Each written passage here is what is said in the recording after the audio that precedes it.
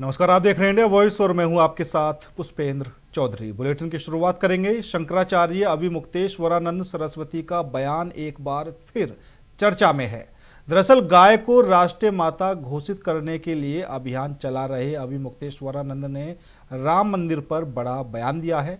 उनके मुताबिक वर्तमान स्वरूप में अयोध्या का राम मंदिर आरएसएस का कार्यालय है और जब ये मंदिर पूरा बन जाएगा तब ही वो दर्शन करने जाएंगे। अब जैसे ही उनका ये बयान आया है तो बीजेपी भड़क गई और बीजेपी नेताओं ने अभिमुक्तेश्वरानंद को बहरूपिया करार दे दिया है।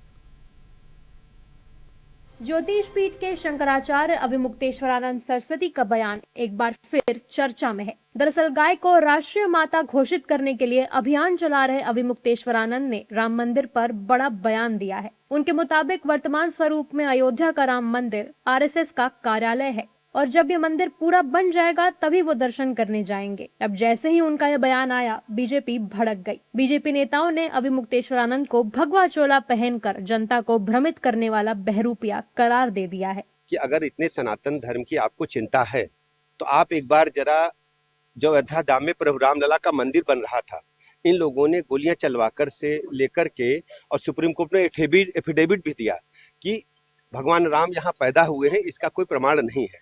और आज ये भगवा चोला छद्म रूप धर करके बहुरूपीय बन करके, मैं कह सकता हूँ केवल वोट हासिल करने के लिए, लोगों को दिग्भ्रमित करने के लिए इस प्रकार का कृत्य कर रहे हैं। जबकि अभिमुक्तेश्वरानंद सरस्वती के बयान पर समाजवादी पार्टी ने उनकी बात को सही करार दिया और बीजेपी पर जमकर निशाना साधा। जगत गुरु शंकराचार्य जी ने जो यह बयान दिया है वो सही है कि भारतीय जनता पार्टी और आरएसएस के लोगों ने राम मंदिर ट्रस्ट को और भगवान राम के मंदिर को अपना कार्यालय बना लिया है और जो चंदा चढ़ावा आ रहा है उसको लूटने का काम कर रहे हैं। सही माने में करोड़ों हिंदुओं की आस्था और श्रद्धा को लूट करने का काम भाजपा ने किया है और भारतीय जनता पार्टी और आरएसएस ने मिल करके भगवान राम के मंदिर में चोरी करने का काम किया है। दरअसल जगत गुरु शंकराचार्य स्वामी अभिमुक्तेश्वरानंद सरस्वती रायबरेली में राम मंदिर के संबंध में बात करते हुए ये बात कह गए। अब उनके बयान पर राजनीति गरमाई हुई है। आपको बताएं तो राम मंदिर में चढ़ावा चोरी के मामले को लेकर विपक्ष लगातार बीजेपी पर हमलावर है। ऐसे में शंकराचार्य अभिमुक्तेश्वरानंद का बयान उन्हें बीजेपी की नजरों में विपक्ष का साथी मानने पर मजबूर कर रहा है।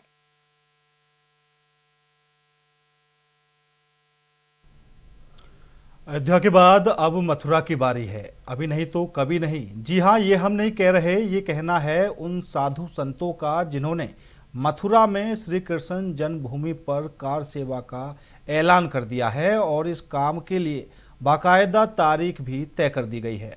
इस सिलसिले में 4 जुलाई को ही चित्रगुप्त पीठ के पीठाधीश्वर डॉक्टर स्वामी सच्चिदानंद ने आह्वान किया है कि धर्मनगरी हरिद्वार में अब वो दिन भी बता दिया गया है जब कृष्ण जन्मभूमि पर कार सेवा को अंजाम दिए जाने की तैयारी है। देखिए खास रिपोर्ट। अयोध्या के बाद अब मथुरा की बारी है। अभी नहीं तो कभी नहीं। जी हाँ, ये हम नहीं कह रहे, ये कहना है उन साधु संतों का जिन्होंने मथुरा में श्री कृष्ण जन्मभूमि पर कार सेवा का ऐलान कर दिया है और इस काम के लिए बाकायदा तारीख भी तय कर दी गई है। इस सिलसिले में 4 जुलाई को ही चित्रगुप्त पीठ के पीठाधीश्वर डॉक्टर स्वामी सच्चिदानंद ने आह्वान किया था। धर्मनगरी हरिद्वार में अब वो दिन भी बता दिया गया है जब कृष्ण जन्मभूमि पर कार सेवा को अंजाम दिए जाने की तैयारी है। डॉक्टर स्वामी सच्चिदानंद ने कहा कि सरकार से वार्ता बाद में होगी, पहले आंदोलन होगा। मेरा नाम है डॉक्टर स्वामी सच्चिदानंद, श्री चित्रगुप्त पीठ का पीठाधीश्वर वृंदावन धाम से।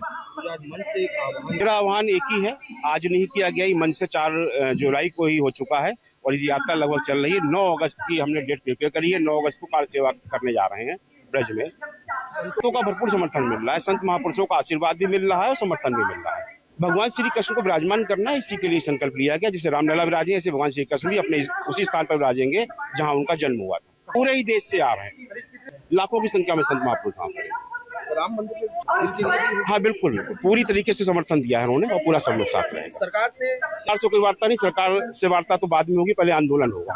तो कितना भव्य आंदोलन आप मानते हैं, क्या उग्र होने का भी आसार? लाखों की संख्या में संत महापुरुष आ रहे हैं, संत महापुरुषों का रहेगा, जैसा आशीर्वाद होगा वैसा कार्य। जी बिल्कुल मिलेगा, प्रशासन का सहयोग मिलना चाहिए, पूरा मिलेगा। मनसा देवी मंदिर ट्रस्ट के अध्यक्ष महंत रविंद्र पुरी ने कहा कि यही उचित समय है, अभी नहीं फिर कभी नहीं। वहीं आनंद अखाड़े के महामंडलेश्वर स्वामी बालकानंद ने कहा कि श्री कृष्ण जन्मभूमि पर कार सेवा के लिए साधु समाज, सभी अखाड़े, सन्यासी और नागा सन्यासी पूरी तरह तैयार हैं। जरूरी आपने देखा को यही उचित समय है, अभी नहीं फिर कभी नहीं। इसलिए सब सनातनी जाग चुके हैं और सब सनातनियों का प्रयास है कि हमारे जो अयोध्या भूमि का जो हल हो चुका है, अब हमारा कृष्ण जन्मभूमि पे सबको चलना है, कार सेवा करनी है। और जब तक हमारे माननीय प्रधानमंत्री जी है, यत्र योगेश्वरा कृष्णो यत्र पार्थो धनुर्धरा तत्र शरीर विजयो भूतिर ध्रुवा नितिर्मतिर्ममा, जहाँ हमारे माननीय प्रधानमंत्री जी है, हमारे गृह मंत्री जी है, वहाँ संभव है उनके होते हुए जल्दी से जल्दी हमारा जो है कृष्ण जन्मभूमि का हल होगा। और वहाँ भगवान कृष्ण के साथ साथ जैसे राम मंदिर में दर्शन होते हैं, वैसे दर्शन हमारी कृष्ण जन्मभूमि में होगा। आज मैं इस बात को कहूंगा कि दीदी रितंबरा का सानिध्य भी यहाँ सभी महापुरुषों को प्राप्त हुआ। कार सेवा जो भगवान राम के जब राम मंदिर बनाने के लिए हो रही थी, वही कार सेवा यदि कृष्ण जन्मभूमि बनाने के लिए आवश्यकता पड़ेगी तो हमारे समस्त साधु समाज, हमारे समस्त अखाड़े, हमारे समस्त सन्यासी, नागा सन्यासी सभी कार सेवा के लिए उपयुक्त हैं और तत्पर तैयार हैं। श्री कृष्ण जन्मभूमि का मामला अभी कोर्ट में लंबित है। ऐसे में कार सेवा की अपील को लेकर प्रशासन भी सतर्क है। यूपी चुनाव से पहले मथुरा का मामला क्या मोड़ लेता है, ये देखने वाली बात होगी। बीती 7 जुलाई को केरल के वायनाड जिले में मेपाड़ी के पास कल्लाड़ी क्षेत्र में बड़ा भूस्खलन हुआ। इस हादसे में करीब 7 लोगों की मौत हो गई थी। वहीं अब इस मामले पर सियासत गरमाना शुरू हो गई है। बीजेपी ने लोकसभा में नेता प्रतिपक्ष राहुल गांधी और वायनाड से कांग्रेस सांसद प्रियंका गांधी पर आरोप लगाए हैं। बीजेपी का आरोप है कि इतनी भयंकर त्रासदी में भी राहुल और प्रियंका गांधी क्यों नहीं पहुंच पाए हैं। इस मामले को लेकर बीजेपी कांग्रेस पर हमला बोलने से नहीं चूकी है। बीजेपी नेताओं का कहना है कि अगर दोनों नेता अभी तक वायनाड नहीं पहुंचे हैं, मृतकों के परिजनों और घायलों से नहीं मिले हैं, तो ये बहुत ही गैर जिम्मेदाराना है। 7 जुलाई को केरल के वायनाड जिले में मेपाड़ी के पास कल्लाड़ी क्षेत्र में बड़ा भूस्खलन हुआ। इस हादसे में करीब 7 लोगों की मौत हो गई थी। वहीं अब इस मामले पर अब सियासत गरमाना शुरू हो गई है। बीजेपी ने लोकसभा में नेता प्रतिपक्ष राहुल गांधी और वायनाड से कांग्रेस सांसद प्रियंका गांधी पर आरोप लगाए हैं। बीजेपी का आरोप है कि इतनी भयंकर त्रासदी में भी राहुल और प्रियंका गांधी क्यों नहीं पहुंच पाए हैं। इस मामले को लेकर बीजेपी कांग्रेस पर हमला बोलने से नहीं चूकी। बीजेपी नेताओं का कहना है कि अगर दोनों नेता अभी तक भी वायनाड नहीं पहुंचे हैं, मृतकों के परिजनों और घायलों से नहीं मिले हैं, तो ये बहुत ही गैर जिम्मेदाराना है और ये केवल चुनावी मकसद से अपने लोकसभा क्षेत्र जाते हैं। बीजेपी नेताओं ने क्या कुछ कहा, सुनिए। अरे चुनाव जीत के अब क्या मतलब है भाई, जनता के बीच में जाने से कोई मतलब है? अब फिर चुनाव का समय आएगा तो जाएंगे, बात करेंगे। लोगों को आम नागरिक से मतलब थोड़ी है, अपने क्षेत्र के जो जनप्रतिनिधि है उनको अपने जनता से मतलब कांग्रेस को या राहुल गांधी, सोनिया गांधी, प्रियंका गांधी को थोड़ी है। देखो, कांग्रेस पार्टी का जो सामंती सुरूर और गुरूर है, सुल्तानी गुरूर, तो सामंती सुरूर और सुल्तानी गुरूर जो है वो हमेशा इसी तरह का दिखाई पड़ता रहा है। जो उनकी कॉन्स्टिट्यूंसी रही है उसको उन्होंने च्युइंगम की तरह हमेशा चबाया और चलता बनाया। उनको नहीं लगता है, उनको लगता है कि ये जो कॉन्स्टिट्यूंसी है, जो वहाँ के लोग हैं, वो उनके जो है वो रियाया है, उनके जो है वो प्रजा है उनकी। तो इसीलिए इस तरह का जो इनका सामंती सुरूर और गुरूर जो है वो हर बार और हर जगह दिखाई पड़ता है, चाहे वायनाड रहा हो, चाहे रायबरेली रहा हो, चाहे अमेठी हो। वायनाड पहले राहुल जी का क्षेत्र था, अब प्रियंका जी का क्षेत्र है। इतनी बड़ी प्राकृतिक आपदा और उसमें दोनों का गायब होना, ये जरूर बताता है कि जनता के प्रति इन्हें अपनी जिम्मेदारियों का एहसास नहीं है। देखिए, जो तस्वीरें वायनाड से आई हैं काफी भयावह है, काफी डरावनी है। कांग्रेस पार्टी की सरकार है, कांग्रेस पार्टी के सांसद हैं राहुल जी, प्रियंका जी, ये लोग छुट्टी में भारत आते हैं। बाकी ये लोग मूल तो यूरोप में रहते हैं, अमेरिका में रहते हैं, इंग्लैंड में रहते हैं। तो कम से कम अभी जब आपके क्षेत्र में त्राहिमाम मचा हुआ है, आपको लोगों के साथ खड़ा होना चाहिए, दुख में खड़ा होना चाहिए। आप संवैधानिक पद पे बैठे हैं, सांसद हैं, कुछ तो जवाबदेही तय करनी होगी, कुछ तो रिस्पॉन्सिबिलिटी तय करनी होगी कि हमेशा भाग जाइएगा आप।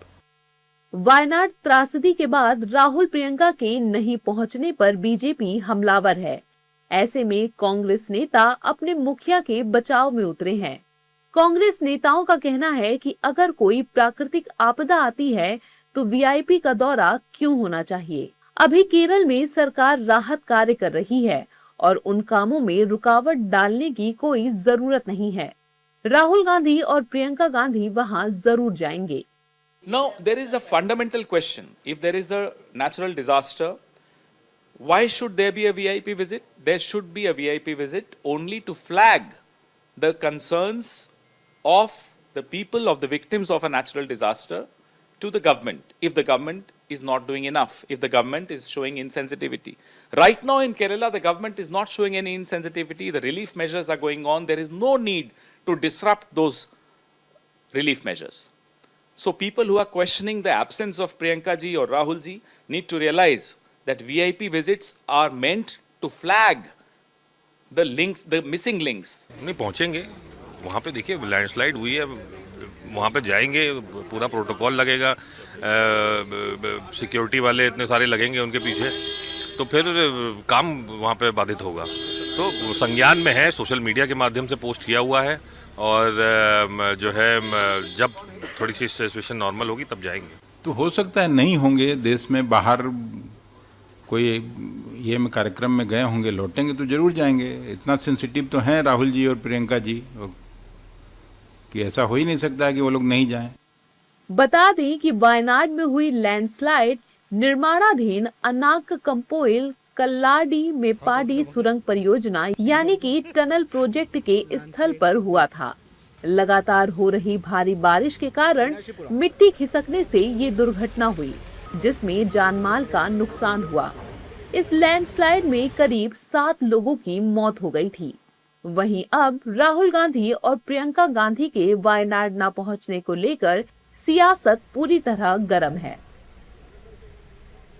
देश की राजधानी दिल्ली के अलीपुर थाना इलाके में एक बड़ा और दर्दनाक हादसा सामने आया है। यहां दोस्तों के साथ यमुना नदी में नहाने गए 5 बच्चों में से 4 बच्चे नदी के तेज बहाव की चपेट में आ गए और गहरे पानी में बह गए। जानकारी के मुताबिक अलीपुर इलाके के रहने वाले 5 बच्चे गर्मी से राहत पाने और मौज मस्ती के लिए यमुना नदी के किनारे पहुंचे थे। नदी में नहाते वक्त बच्चे पानी की गहराई और तेज बहाव का अंदाजा नहीं लगा पाए। घटना की सूचना मिलते ही स्थानीय पुलिस, गोताखोर और प्रशासन की टीमें मौके पर पहुंची हैं और लापता बच्चों की तलाश के लिए लगातार युद्ध स्तर पर रेस्क्यू ऑपरेशन जारी है। साल का था मेरा बच्चा, इतना समझदार था वो। देश की राजधानी दिल्ली के अलीपुर थाना इलाके में एक बड़ा और दर्दनाक हादसा सामने आया है। यहाँ दोस्तों के साथ यमुना नदी में नहाने गए 5 बच्चों में से 4 बच्चे नदी के तेज बहाव की चपेट में आ गए और गहरे पानी में बह गए। जानकारी के मुताबिक अलीगढ़ इलाके के रहने वाले 5 बच्चे गर्मी से राहत पाने और मौज मस्ती के लिए यमुना नदी के किनारे पहुंचे थे। नदी में नहाते वक्त बच्चे पानी की गहराई और तेज बहाव का अंदाजा नहीं लगा पाए।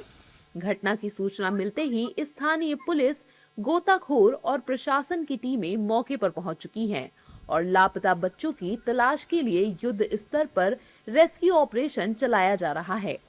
हादसे की खबर जैसे ही बच्चों के परिवारों तक पहुंची, उनके घरों में चीख पुकार मच गई। बदहवास हालत में परिजन नदी किनारे पहुंच गए। अपनों को खोने के डर से माता पिता और रिश्तेदारों का रो रो कर बुरा हाल है। घाट पर पहुंचे हर शख्स की आंखें नम हैं और सभी बच्चों की सलामती के लिए दुआएं मांग रहे हैं। स्नान के दौरान राहुल, अंशु, सौरभ और अमनदीप नाम के 4 लड़के कथित तौर पर नदी में डूब गए। वो मेरा भाई था 15 साल का अमनदीप सिंह, कादीपुर स्कूल में 10th क्लास में पढ़ता था और उसी के चारों क्लासमेट थे, पांचों। वो उन्हीं के साथ यहाँ पर आया था और आज से पहले कभी वो यहाँ पे नहीं आया। हमने खुद आज तक ये रास्ता नहीं देखा, ना इस एरिया के बारे में पता है। हम लोग इब्राहिमपुर रहते हैं जी, जिसमें से कि वो बता रहे हैं कल वो जो बच गया लकी नाम का लड़का, वो बोल रहा है कि राहुल नाम का जो लड़का था वो यहाँ पे आता जाता रहता था नहाने के लिए, तो वो उन लोगों को यहाँ पे लेकर आया था। और जब वो लोग पानी में उतरे तो उनको अनुमान नहीं था कि पानी इतना गहरा है। वो लोग चांद बना के उतरे थे हाथों से, लेकिन फिर जब वो उनको लगा कि बहाव तेज है तो उन्होंने पत्थर पकड़ने की कोशिश की थी। पत्थर पकड़ा भी था उन्होंने, लेकिन वो बहाव की वजह से ना हाथ छूट गया उनका, तो 2 लोग आगे चले गए, भाग गए, 2 लोग यहाँ पे रुक गए। मेरा बेटा सौरभ था, मेरा लाल 15 साल का था, मेरा सर है, मेरा बच्चा 15 साल का था, मेरा बच्चा इतना समझदार था। वो इधर आया था, पता नहीं सर कह रहा था मैं बच्चे जा रहा हूँ, मैं दोस्तों के साथ में हम लोग सोए हुए थे, हमें लोगों को कुछ नहीं पता था सर मेरा बच्चा कैसे चला आएगा यहाँ पे। 5 थे सर, 4 तो बह गए, एक ही तो बचा। प्रशासन ने स्थानीय लोगों से अपील की है कि वे यमुना के बढ़ते जलस्तर और तेज बहाव को देखते हुए नदी के किनारे न जाएं और बच्चों को अकेले पानी के पास न जाने दें। फिलहाल पूरे इलाके में तनाव और शोक का माहौल है और सभी की नजरें रेस्क्यू ऑपरेशन पर टिकी हुई हैं। स्थानीय पुलिस अधिकारी बचाव एजेंसियों के साथ समन्वय कर रहे हैं और लापता बच्चों का पता लगाने के लिए हर संभव प्रयास किए जा रहे हैं। इसके बाद शवों की बरामदगी होने पर BNSS के प्रासंगिक प्रावधानों के तहत जांच कार्यवाही सहित आगे की कानूनी कार्यवाही शुरू की जाएगी। वन नेशन वन इलेक्शन पर आम सहमति बनाने के उद्देश्य से गठित संयुक्त संसदीय समिति 2 दिवसीय दौरे पर लखनऊ पहुंची है। समिति के अध्यक्ष PP चौधरी के नेतृत्व में 39 सांसद विभिन्न हितधारकों, जनप्रतिनिधियों और विशेषज्ञों के साथ विस्तृत चर्चा करेंगे। बैठकों में वन नेशन वन इलेक्शन के विभिन्न पहलुओं पर सुझाव और राय ली जाएगी। PP चौधरी ने बताया कि समिति सभी पक्षों से मुलाकात कर गंभीर विचार विमर्श करेगी, जिससे व्यापक सहमति बनाने की दिशा में आगे बढ़ा जा सके। 2 दिनों तक लखनऊ में इस महत्वपूर्ण विषय पर मंथन का दौर जारी रहेगा। देखिए, एक देश एक चुनाव, एक राष्ट्र एक चुनाव, वन नेशन वन इलेक्शन, इसके लिए समिति जो है उत्तर प्रदेश के लखनऊ शहर में आई है और पहले भी जो है करीब 9 राज्यों का दौरा कर चुकी है। तो अलग अलग राज्यों में जा कर करके सभी स्टेक होल्डर्स हैं उनसे चर्चा करेगी, राय मांगेगी, क्योंकि ये अपने आप में बहुत बड़ा चुनावी सुधार है।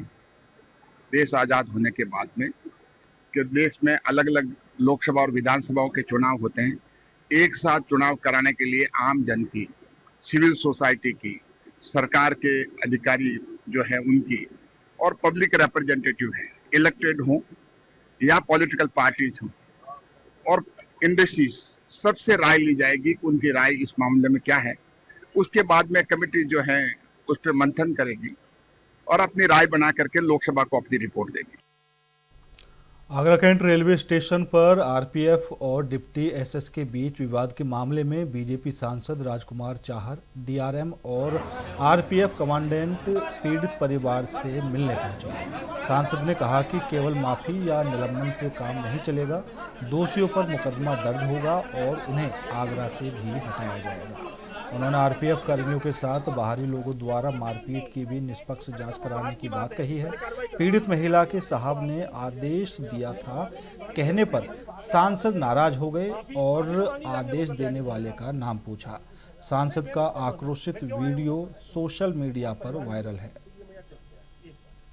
दूसरा यह है कि वो माफी मांग के ही अगर काम खत्म करना है तो वो तो माफी तो। प्रयागराज के करेली थाना क्षेत्र के GTB नगर में बमबाजी की घटना से इलाके में हड़कंप मच गया है। पूरी वारदात सीसीटीवी कैमरे में कैद हुई है, जिसमें एक के बाद एक 3 बम फोड़ते हुए आरोपी दिखाई दे रहे हैं। आरोप है कि राजा ने 8 साल पहले एक युवती से प्रेम विवाह किया था। हाल ही में पत्नी के घर छोड़ने के बाद वह उसकी मां नजमा बेगम के घर पहुंचा, जहां किसी बात को लेकर विवाद हो गया। इसके बाद राजा उसके भाई बबलू और फैजल पर घर के बाहर 3 बम फोड़ने का आरोप लगा है। चला 1 2 3, ये चला 3।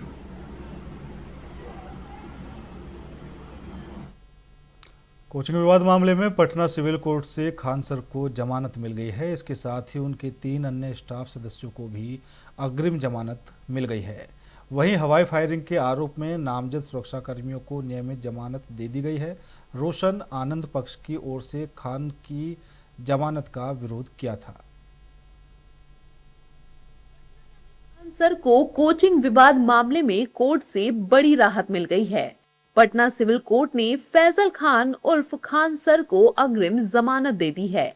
इसका मतलब साफ है कि अब खान सर को सरेंडर नहीं करना होगा। खान सर के लिए ये फैसला बड़ी राहत माना जा रहा है। खान सर के 3 सहयोगियों की जमानत याचिका को भी मंजूरी मिली है। वहीं खान सर के दोनों बॉडीगार्ड को नियमित जमानत मिली है। हाँ, एक्सेप्ट कर लिया गया, अलाउ कर दिया गया है खान सर के जमानत को, और बाकी उनके 3 स्टाफ थे उन लोगों को भी जमानत एंटीसिपेटरी ग्रांट कर दी गई है। और जो आपके गार्ड्स लोग थे जिन पर एयर फायरिंग का चार्ज लगाया गया था, उन लोगों की भी जमानत रेगुलर बेल ग्रांट कर दिया गया है। खान सर पक्ष के वकील के मुताबिक पुलिस जांच में जो तथ्य सामने आए उनको केस डायरी में दर्ज किया गया था। जांच के दौरान स्वतंत्र गवाहों के बयान भी लिए गए, जिनमें हवाई फायरिंग की घटना की पुष्टि हुई। साथ ही उत्तर प्रदेश में भी जांच पड़ताल की गई, जिसमें संबोधित हथियार का लाइसेंस वैध पाया गया। पुलिस ने ही इन्वेस्टिगेशन में लाया है, जो प्रॉपर चीज था उसको पुलिस ने प्रॉपरली इन्वेस्टिगेट करके केस डायरी में मेंशन किया था। इंडिपेंडेंट विटनेस को एग्जामिन किया, उसमें भी आया है कि हाँ ये एयर फायरिंग है। और इन्वेस्टिगेशन में यूपी में भी जांच पड़ताल की गई तो माना गया कि ये पाया गया पुलिस के द्वारा कि हाँ उनका लाइसेंस वैलिड है। ये पूरा विवाद बीते 2 जून की रात का है, जब कदम कुआं इलाके में खान ग्लोबल स्टडीज और ज्ञान बिंदु जीएस एकेडमी के बीच तीखी झड़प हुई थी। अब आपको ग्राफिक्स के जरिए दिखाते हैं कि 2 जून से अब तक क्या क्या हुआ। 2 जून की रात खान सर के सेंटर पर पथराव और तोड़फोड़ हुई। खान सर ने 8-10 राउंड फायरिंग होने का दावा किया। ज्ञान बिंदु कोचिंग पर हमले का आरोप लगाया। सीसीटीवी सामने आने के बाद खान सर फायरिंग वाले बयान से पीछे हटे। खान सर के 2 बॉडीगार्ड पर हवाई फायरिंग का आरोप लगा। पटना पुलिस ने रोशन आनंद को गिरफ्तार किया। रोशन आनंद ने आरोपों को नकारा। रोशन आनंद ने खान सर पर साजिश का आरोप लगाया। पूछताछ के बाद खान सर के दोनों बॉडीगार्ड गिरफ्तार हुए। खान सर के बॉडीगार्ड ने हवाई फायरिंग की बात कबूल की। कदम कुआं थाने में खान सर के खिलाफ मामला दर्ज हुआ। 9 जून को पटना सिविल कोर्ट ने खान सर की गिरफ्तारी पर रोक लगाई। 15 जून को पटना सिविल कोर्ट से रोशन आनंद को बेल मिली। आज फैजल खान उर्फ खान सर को जमानत मिली। खान सर को कोर्ट से राहत मिल चुकी है। अब देखना होगा कोचिंग विवाद केस में आगे क्या होता है और कोचिंग कब से शुरू होती है। फिलहाल मेरे साथ इस बुलेटिन में इतना ही। बाकी देश और दुनिया की तमाम खबरों के लिए देखते रहिए इंडिया वॉइस।